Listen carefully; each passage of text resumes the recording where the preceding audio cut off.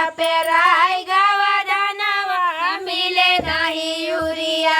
होई न फसलिया तो चल जाई जनवा होई न फसलिया तो चल जाई जनवा यही सोच घबरात हमारा ही मनवा यही सोच घबरात हमारा ही मनवा पूछी सरकार से देखौला कवन दिनवा पूछी सरकार से देखौला कवन दिनवा मिले नहीं यूरिया पेराई गवदानवा मिले नहीं यूरिया पेराई गवदानवा मिले नहीं यूरिया भूखा न पिया संझा के लाइन हम लगाई भूखा न पिया संझा के लाइन हम